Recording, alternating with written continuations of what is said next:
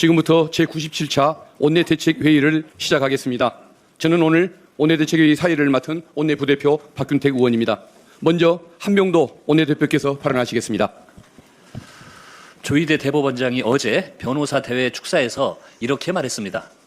국가 권력의 자의적 행사를 통제하고 국민의 자유와 권리를 보장하는 법의 지배의 가치가 소중하다. 옳은 말씀입니다. 그 말씀을 가장 먼저 적용받아야 할 권력이 바로 대법원장의 제청권입니다. 노경필 법원 행정처장이 국회에서 스스로 밝힌 내용은 이렇습니다. 대법관 후보 추천위원회가 적법하게 선정한 후보자 사인에게 직접 연락을 돌렸다는 것입니다. 추천 절차를 처음부터 다시 밟는 방안을 타진했다는 것입니다. 일부 후보자가 거부하면서 그 시도는 무산됐습니다. 그러자 조희대 대법원장은 대통령과 아무런 협의도 없이 서면으로 제청을 강행했습니다. 정부가 제청을 반려하도록 유도한 뒤 추천 절차를 처음부터 다시 밟아 본인 입맛에 맞는 후보군으로 새로 구성하려는 것 아니냐는 합리적인 의혹이 제기되고 있습니다. 현행 법원 조직법은 추천위원회가 후보자를 추천하면 곧바로 해산된 것으로 봅니다. 제청이 반려되거나 임명으로 이어지지 않으면 추천위 구성과 추천 절차 전체를 되풀이해야 하는 법의 빈틈이 존재하는 것입니다. 어제 최고위원회에서 이 문제가 제기됐습니다. 민주당은 법의 빈틈을 이용해 대법관 인선을 좌우하려는 어떠한 시도도 인정할 수 없습니다. 조희대 대법원장과 노경필 법원 행정처장은 오는 31일 법제사법위원회 현안 질의에 출석하십시오. 누가 왜 후보자들에게 전화를 걸었는지, 무슨 이유로 협의 없는 제청을 강행했는지 국민 앞에서 직접 답하기 바랍니다. 경찰은 뼈를 깎는 쇄신으로 국민의 신뢰를 회복해야 합니다. 제주에서 실종됐던 장미란 씨가 끝내 숨진 채 발견됐습니다. 고인의 명복을 빌며 그 충격과 슬픔에 빠진 유가족과 제주도민께 깊은 위로의 말씀을 드립니다. 고인의 실종 신고를 담당한 경찰관은 실종자와 연락조차 하지 않은 채 안전을 확인했다고 거짓말하고 사건을 허위로 종결했습니다. 지난 7월 실종된 60대 남성의 가족에게도 같은 거짓말을 되풀이한 것으로 드러났습니다. 지난달 장윤기 사건의 부실 수사와 유착 의혹이 불거지자 경찰은 뼈를 깎는 쇄신을 약속하며 국민의 신뢰 회복을 위한 경찰 수사개혁위원회를 출범시켰습니다. 그러나 채 한 달도 지나지 않아 경찰의 수사 역량과 조직 기강을 의심하게 하는 참담한 사건이 또다시 벌어진 것입니다. 경찰은 지금 국민 신뢰를 회복할 수 있을지 가르는 마지막 시험대에 서 있습니다. 경찰은 허위 종결의 전모는 물론 지휘, 감독 책임까지 낱낱이 밝혀 관련자를 일벌백계 해야 합니다. 경찰 스스로 국민이 납득할 수 있는 근본적인 쇄신안을 내놓아야 합니다. 새로운 형사사법체계 시행까지 이제 2달도 남지 않았습니다. 경찰은 권한이 커진 만큼 수사 역량과 높은 책임성, 과정의 투명성과 민주적 통제도 한층 더 강화해야 합니다. 국민의 신뢰를 얻지 못하는 경찰은 존재 이유가 없습니다. 민주당은 이번 사건이 새로운 형사사법체계에 대한 국민 불안과 불신으로 번지게 두지 않겠습니다. 경찰의 잘못은 냉정하게 밝히고 책임은 엄중하게 묻겠습니다. 어제 행안위에서 경찰청장 직무대행은 시스템 실패를 인정했습니다. 인정으로 끝날 일이 아닙니다. 더불어민주당은 경찰 조직에 대한 전면적 쇄신 방안을 마련하고 국민이 신뢰할 수 있는 수사체계를 만드는데 끝까지 책임을 다하겠습니다. 국민의힘은 이진숙 의원의 제명 촉구 결의안 처리에 협조해야 할 것입니다. 5.18 민주화운동을 소요사태라고 폄훼하고 전두환의 책임을 부정하는 포럼을 강행한 이진숙 의원이 또다시 망언을 쏟아냈습니다. 이진숙 의원은 지난 21일 국민의힘 청년 지방의원들에게 대한민국이 70% 인민민주주의 공화국이 됐다며 이재명 대통령 치하에 사는 것이 치욕스럽고 수치스럽다고 말했습니다. 5.18을 모욕한 지 불과 8해 만에 국민이 선출한 대통령과 대한민국까지 부정하고 나선 것입니다. 그런 이진숙 의원이 김민석 대표를 모욕죄로 고소했습니다. 사과해야 될 사람이 도리어 고소장을 내밀고 있으니 적반하장도 유분수입니다. 자신이 받은 모욕감은 그토록 크게 느끼면서 자신이 짓밟은 5.18 영령의 명예와 광주 시민과 국민이 받은 모욕에는 어째서 일말의 죄책감도 없는 것입니까? 국민의힘은 끝까지 이진숙 의원의 방패막이를 자청할 것인지 분명히 결정해야 합니다. 국민의힘은 이진숙 의원 제명 촉구 결의안에 협조하십시오. 오늘까지도 협의를 거부하면 국회법이 정한 절차에 따라 상정하겠습니다. 국민의힘이 아무리 꽁꽁 감싸봐야 이진숙 의원의 망언과 그 책임은 가려지지 않습니다. 민주당은 끝까지 나서 국민과 역사 앞에 이진숙 의원과 이를 비유한 국민의힘의 책임을 묻겠습니다. 네, 민심에 더 가깝게 공급은 더 빠르게 부동산 대책을 추진하겠습니다. 지난 23일 고위당정 협의회에서 부득이한 사정으로 거주하지 못하는 분들이 불이익을 받지 않도록 하고 1주택자의 세부담이 커지지 않도록 합리적인 방안을 마련하기로 당정이 뜻을 모았습니다. 국민 눈높이에 맞는 부동산 정책이 될 수 있도록 정부와 함께 보완하고 민주당이 민심의 통로가 되어 국민의 목소리가 정책에 반영될 수 있도록 끝까지 만전을 기하겠습니다. 부동산 공급에도 속도를 높이겠습니다. 지난주 주택법, 공공주택특별법 등 97 공급법안 처리에 이어 재개발, 재건축 사업의 속도를 높이기 위한 도시 및 주거환경정비법, 도시 재정비 촉진 특별법 등의 처리에도 박차를 가하겠습니다. 서울의 500세대 이하 사업의 경우 기초단체장에게 재개발, 재건축 권한을 이양할 수 있도록 하는 제도 개선을 비롯해 이주비 대출 지원 확대, 재개발 조합 설립 동의율 70%로 완화 등 8.13 대책 추진에도 속도를 내겠습니다. 아울러 부동산 대책으로 인한 전월세 시장의 영향까지 빈틈없이 챙겨가겠습니다. 국민이 확실히 체감하는 주거 안정을 위해 정부와 함께 총력을 다하겠습니다. 3대 메가 프로젝트는 반도체 글로벌 경쟁에서 대한민국의 초격차를 굳히기 위한 전략 산업으로 정부 여당은 차질 없는 준비에 총력을 다하고 있습니다. 특히 늘어나는 전력 수요에 대한 준비를 철저히 하고 있습니다. 3대 메가 프로젝트 수요를 반영해 재전망한 결과 2040년 기준 전력 소비량은 847.3에서 885.1 테라와트시로 잠정 예상됩니다. 정부는 이 같은 전력 수요 전망에 선제적으로 대응하며 재생에너지, 원전, LNG 등 안정적인 전력 공급을 위한 제12차 전력 수급 기본 계획을 수립 중에 있습니다. 또한 지난 12일 정부와 전남 광주특별시, 한국전력공사, 삼성전자와 SK하이닉스는 반도체 산단 전력의 적기 공급을 위한 협약을 체결하며 한전이 책임지고 호남과 용인 산단에 전력을 공급할 수 있게 했습니다. 민주당은 지난 본회의에서 국가기관 전력망 확충 특별법을 통과시키며 전력망을 속도감 있게 확충할 수 있는 법적 근거도 마련했습니다.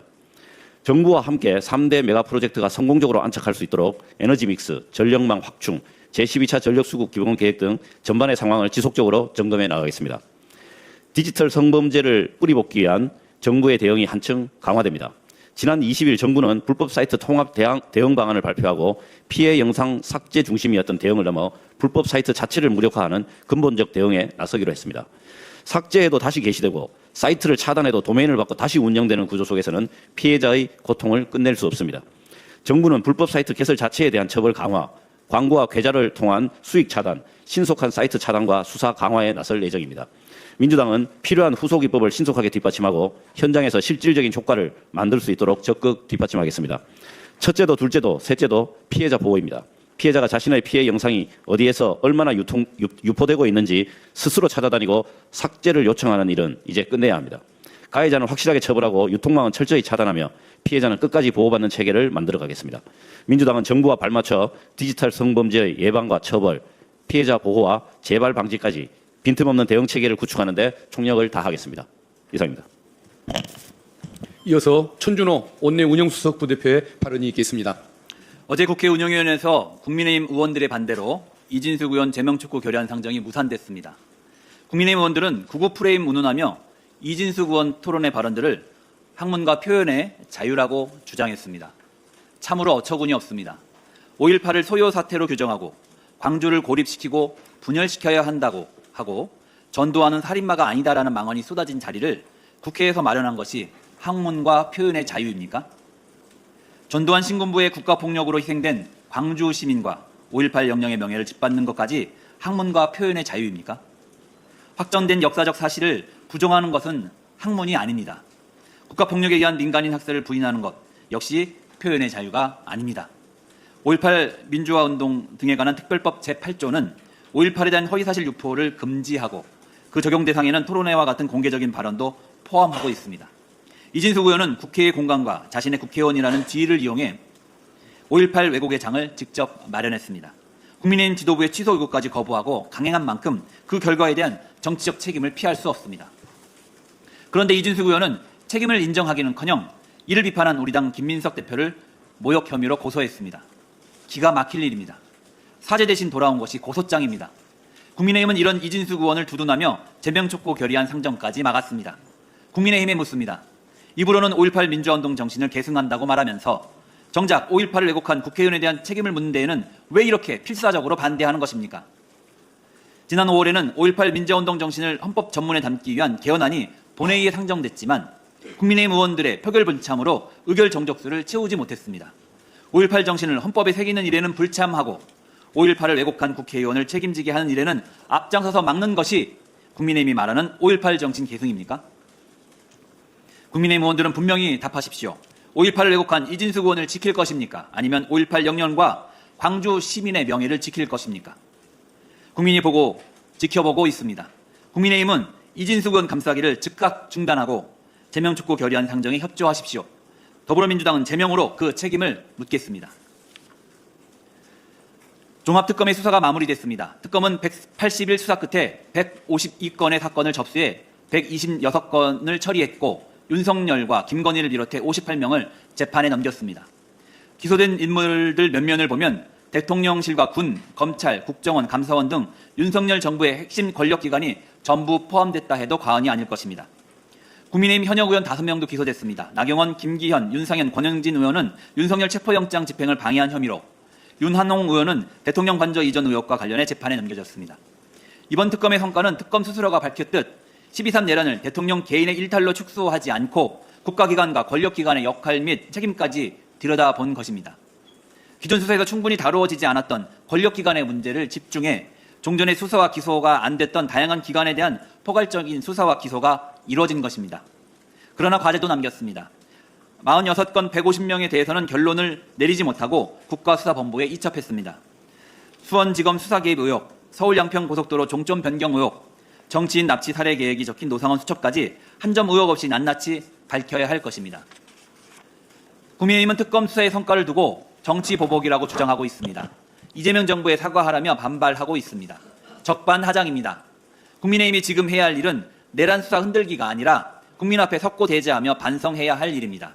특검은 수사를 통해 드러난 내란 가담 세력이 전체의 극히 일부에 불과하며 내란 세력은 의지를 보존하고 있어 다음에 기회가 있으면 내란을 일으킬 수 있고 성공 가능성도 있다고 생각한다는 취지의 경고를 남겼습니다. 우리가 12.3 내란의 진상을 끝까지 밝혀 책임을 철저히 묻고 반드시 단죄해야 하는 이유입니다.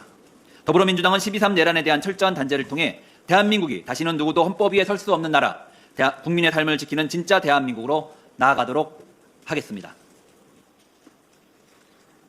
68년 만에 민법 전면 개정, 민주당이 마무리하겠습니다.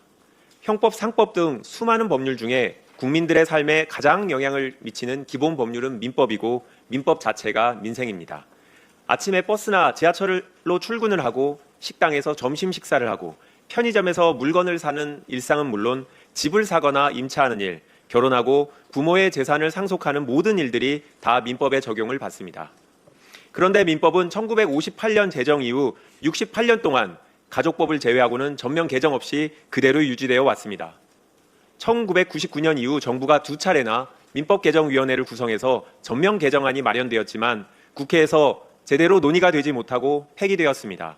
그 결과 수십 년 동안 변화된 사회 경제적 현실을 반영하지 못한다는 지적이 계속돼 왔습니다. 지난해 12월 정부가 민법 개정안을 국회에 제출했습니다. 민법의 계약법 분야를 전면 정비하는 법안입니다. 이제 세 번째 시도입니다. 22대 국회에서는 지난 68년 동안 해내지 못한 민법의 개정을 반드시 완수해야 합니다. 부끄럽지만 우리 민법은 일본의 법률을 토대로 제정되었고 여전히 국민들이 이해하기 어려운 일본식 법률 용어가 많이 남아 있습니다. 이제는 일본으로부터 실질적으로 독립을 해야 하고 쉬운 글, 바른 글, 우리 글을 사용해야 합니다. 이미 많이 늦었습니다. 그리고 우리가 68년 동안 민법을 바꾸지 못하는 동안 불명확한 규정을 해석하기 위한 판례가 가득 쌓였습니다. 국민이 판례를 일일이 찾을 필요가 없도록 확립된 판례를 다시 민법에 반영할 필요가 있습니다. 무엇보다도 세상이 많이 바뀌었습니다. 과거에 없던 다양한 계약 유형이 생겨났고 거래 관계도 복잡해졌습니다. 예를 들어 매달 구독료를 결제하는 OTT, 배달앱, AI 서비스와 같은 이른바 계속적 계약이 일상화되었는데 민법에는 아무런 규정이 없습니다. 그동안 다른 나라는 지속적으로 민법을 개정하면서 시대의 변화를 따라갔는데 우리는 미래를 준비하기는커녕 시대에 한참 뒤떨어진 민법을 가지고 있습니다. 이번 계약법 분야의 개정안은 200여 개의 조문을 고쳐야 하는 대규모 작업이지만 더 이상 미루지 않겠습니다. 민주당은 이번 개학법을 시작으로 68년 동안 개정하지 못했던 민법을 전면적으로 이재명 정부와 함께 개정해 나가겠습니다.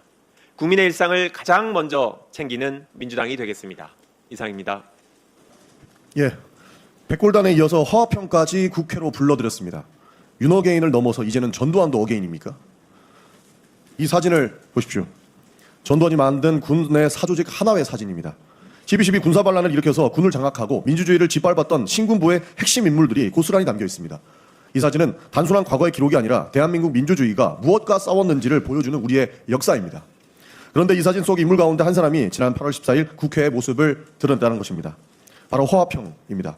전두환의 비서실장이자 12.12 군사반란의 핵심 설계자로 평가받는 자입니다. 그런 허화평이 찾은 곳은 국민의힘 이진숙 의원이 주도한 5.18 토론회였습니다. 이렇게 등장했습니다. 국민의힘은 말합니다. 학술 행사를 막을 수는 없다. 표현의 자유가 보장돼야 된다. 5.18 피해 유가족과 국민이 문제 제기하는 것은 학술 행사를 막자는 것도 그 누구의 입을 막자는 것도 아닙니다. 정말 순수한 학술 행사였다면 오히려 그 취지와 의미가 훼손되지 않도록 주최 측이 더 엄격하게 관리했었어야 됩니다. 특히 12.12 군사반란의 핵심 인물인 허화평이 5.18을 다루는 국회 토론회에 등장하는 일은 주최 측이 철저히 막았어야 했었을 일들입니다. 그런데 허화평이 등장했는데 이진숙 의원은 사과도 하지 않았고 국민의힘은 책임을 묻기는커녕 불과 사흘 뒤에 이진숙 의원을 징계하지 않기로 했다고 합니다. 만약 독일의 국회의원이 나치 정권의 핵심 부역자를 국회로 불러서 학술 행사라는 이름으로 유대인 학살 사건 다시 보기와 같은 히틀러 나치 정권을 다시 평가하는 행사를 열었다면 어떻게 됐겠습니까? 독일 국민은 물론이고 피해를 입은 수많은 국가의 국민들이 이를 비판했을 겁니다. 그 행사를 주최한 국회의원은 역시 정치적, 역사적 책임을 회피하기 어려웠을 것입니다. 그런데 어째서 대한민국은 달라야 합니까? 국회의원은 우리 헌법을 따라야 하고 국민의 대리인으로서 국회의 이름과 공간을 사용하는 사람입니다. 그런 국회의원이 12.12 군사반란의 핵심 인물이자 전두환의 비서실장을 5.18을 다루는 국회 토론회에 등장시켜놓고 그 책임을 묻자 표현의 자유라는 말로 넘어가는 것이 과연 대한민국 국회가 가져야 할 자세입니까? 더구나 이번이 처음도 아닙니다. 지난해 국민의힘은 국회 앞에 이른바 백골단을 불러세운 은 의원도 감쌌습니다. 전두환 정권의 폭력과 민주주의 탄압을 떠올리게 하는 그 이름을 국회 앞에 다시 등장시키는 일에 대해서도 책임을 묻지 않고 있습니다. 백골단을 감싸고 전두환 비서실장이 국회에 등장해도 감싸는 모습을 반복하고 있는 것입니다. 분명히 말씀드리겠습니다. 5.18은 특정 정당의 전유물이 아닙니다. 특정 지역의 역사도 특정 진영만의 역사도 아닙니다. 대한민국 민주주의를 지키기 위해 시민들이 목숨을 걸고 싸웠던 우리 모두의 역사입니다. 국민의힘이 5.18 민주화운동의 정신을 계승하는 정당이라면 하루빨리 이진숙 의원에 대한 징계에 대한 답을 내놓아야 할 것입니다. 이 사진 속의 인물들은 과거의 사람들이지만 그 역사가 오늘 우리가 어떻게 기억하고 있는지에 대해서는 우리의 선택에 달려 있습니다. 국민의힘이 그 답을 내놓을 때까지 계속적으로 묻겠다는 말씀드리겠습니다. 한 가지만 더 말씀드리겠습니다. 한동훈 의원은 남의 녹음 파일 운운하지 말고 아이폰 비밀번호부터 까십시오. 송영길, 기동민, 노무래 의원이 줄줄이 법원에 의해 무죄 선고를 받고 있습니다. 홍준표 전 대구시장의 말씀처럼 위법 수직 증거라면서 이야기를 한다면 검찰이 불법적으로 수사를 했다는 것인데 민주당을 검찰의 칼로 도륙하려고 했던 최종 책임자인 한동훈 의원의 책임은 없는 것입니까? 대놓고 운 좋게 처벌을 면한 범죄자라면서 이미 무죄를 선고받은 사람에게 제멋대로 유죄를 선고하고 있는 꼴입니다. 심지어 법원이 위법 수직 증거로 배제한 녹음 파일을 국회에서 한번 들어보자라고 합니다. 법원의 판단을 무시하고 불법적으로 수집된 증거라도 여론으로 유죄를 만들겠다는 발상에 불과합니다. 홍준표 전 시장조차 인민재판에서는 할 수 있는 무식하고 무지한 주장이라고 일갈할 정도입니다. 더 황당한 것은 이런 말을 하는 사람이 한동훈 의원이라는 것입니다. 채널A 수사 사건 당시에 자신의 아이폰은 검찰이 무려 22개월 동안 잔금을 풀지 못해 제대로 포렌식을 하지도 못한 채 돌려받았다고 합니다. 자기 아이폰은 철통같이 잠가놓고 온갖 정의로운 척은 다 하는 꼴입니다. 국민의힘 당원 게시판 사건에도 제대로 답을 하지 않고 남에게만 무한한 공개와 해명을 요구하고 있습니다. 아이폰 비밀번호 뒤에 숨어있고 가족 명의 논란 뒤에 숨었던 사람이 이제 정의의 사도라도 된 양 다른 사람들을 훈계하고 있는 꼴이라는 겁니다. 참으로 치졸한 선택적 정의입니다. 한동훈 의원은 남의 사건에 훈수 둘 때가 아닙니다. 정치검찰의 앞잡이였던 본인이 먼저 사과하고 사죄의 마음을 가져야 할 때입니다. 남의 녹음 파일 운운하지 말고 아이폰 비밀번호부터 까시기를 요청드리겠습니다. 이상입니다. 5.18은 열흘간의 소요 사태였다. 국민의힘 이진숙 의원 주최 토론회 발표자의 발언입니다. 이 한 문장이 무엇을 지웠는지 말씀드리겠습니다. 1997년 대법원 전원 합의체는 신군부가 권력을 장악하기 위해 군대를 동원해 광주 시민을 학살한 것을 내란 목적 살인죄로 단죄했습니다. 전두환에게는 무기징역, 노태우에게 징역 17년을 선고했습니다. 이를 소요라고 부르는 것은 이 판결 자체를 부정하는 것입니다. 이진숙 의원 5.18 토론회에 여러 역사 왜곡 발언은 옆에 판례를 참고해 주십시오. 그런데 어제 국회 운영위원회 전체회의에서 국민의힘 의원들은 이 발언을 두고 학술적 토론, 표현의 자유라고 두둔하고 나섰습니다. 민주당이 발의한 이진숙 의원 제명 촉구 결의안을 막기 위해 동원한 궤변이었습니다. 만약 궤변이 아니었다면 헌법 전문에 5.18 정신을 명시하자는 국민의힘의 기본 입장은 국민을 기만하는 거짓말이었습니까? 국가 차원에서 이미 진상이 규명된 역사적 사실, 내란 목적 살인이라는 대법원의 판결을 부정하는 발언은 학술적 토론도 아니고 표현의 자유도 아닙니다. 이는 자유의 이름을 빌려 5.18의 진실을 훼손하고 광주 시민과 유가족의 존엄을 짓밟는 역사 왜곡이자 혐오 정치입니다. 같은 자리에서 한 의원은 이진숙 의원이 직접 한 발언이 아니니 제명의 근거가 될 수 없다고 주장했습니다. 맞습니다. 이진숙 의원은 이 발언을 직접 하지 않았습니다.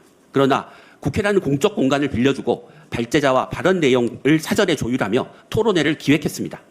어떤 주장이 나올지 몰랐다고 보기 어렵습니다. 토론회 이후 기자들이 전두환의 내란 목적 살인죄가 확정됐는데 무엇을 재조명해야 하느냐라고 물었을 때 이진숙 의원은 답변을 회피했습니다. 역사를 왜곡하는 판은 깔아주고 정작 그 책임은 제 발언이 아니다라며 회피하는 것은 교활한 책임 회피입니다.